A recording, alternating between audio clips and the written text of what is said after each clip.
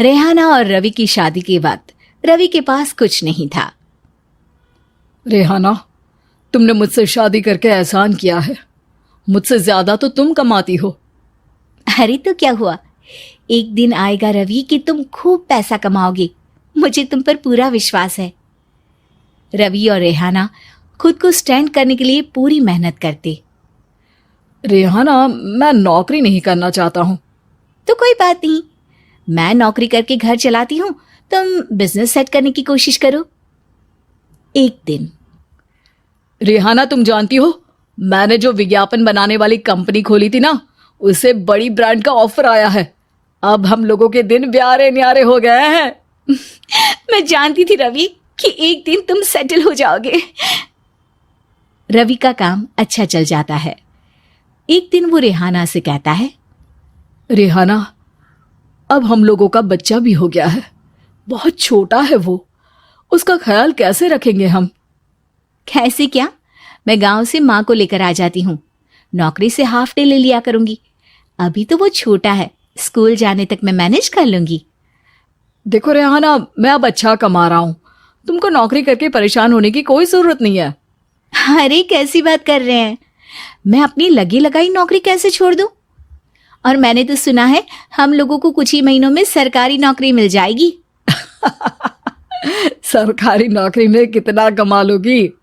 उतने में तो मैं ड्राइवर रख लूंगा। रेहाना को रवि की बात का थोड़ा बुरा तो लगता है। कम से कम मेरी नौकरी की इतनी बेइज्जती मत करो। भूल गए, इसी नौकरी के बदौलत तुमने अपना बिजनेस खड़ा किया है। अरे वो तो मैं किसी के भरोसे भी कर लेता। देखो, अपने बच्चे को संभालो, घर का काम करो। अब बाहर जाती तुम अच्छी नहीं लगती हो।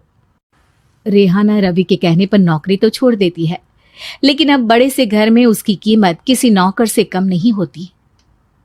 एक दिन रवि का दोस्त आता है। भाभी, हम लोग तो आपको तब से जानते हैं जब से आप लोग शादी होकर इस शहर में आए थे। आपकी बदौलत ही सारा बिजनेस खड़ा हुआ है। ये किस्मत तो आप ही की है भाभी। हाँ हाँ भाई, हमारी मेहनत तो कुछ है ही नहीं। अरे होगी, लेकिन भाभी की किस्मत के आगे कुछ नहीं। दोस्त वहां से चला जाता है, लेकिन रवि का गुस्सा 7वें आसमान में होता है। देखा कैसे बोल रहा था? अरे बिल्कुल अच्छा आदमी नहीं है ये। कैसी बात कर रहे हैं आप? प्रशांत भैया तो बहुत अच्छे इंसान है रवि। कैसे उन्होंने हमारे मुश्किल वक्त में हमारा साथ दिया था। अरे था पैसा तो साथ दिया, नहीं तो कौन पूछता है? रवि का व्यवहार पैसा आते ही अलग हो गया। वो बंदे को बंदा नहीं समझता। घमंड से घिरे रवि ने तो एक दिन हद ही कर दी। रेहाना, मैं अब तुम्हारे साथ नहीं रह सकता हूं। क्या क्या बकवास कर रहे हो रवि? क्या कहना चाहते हो? और क्यों नहीं रह सकते तुम मेरे साथ?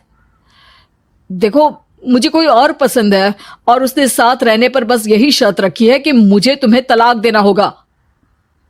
रेहाना, जो कि एक स्वावलंबी महिला थी, उसने बिना देर किए रवि को कह दिया, कोई इश्यू नहीं, मुझे पैकिंग में 4 दिन का वक्त लगेगा, लेकिन तब तक मैं तुम्हारे साथ नहीं रहूंगी।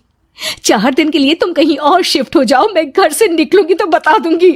रवि घर छोड़कर चला जाता है। रेहाना को दुख होता है, वो रोती है, लेकिन व्यवहार से स्ट्रांग रेहाना को पति के वापस आने का और उसे सबक सिखाने का पूरा भरोसा था। फिर एक दिन, अरे शुशिका, कब शादी करोगे तुम मुझसे? यार मैंने तो सोचा था तुम शादी से पहले मुझे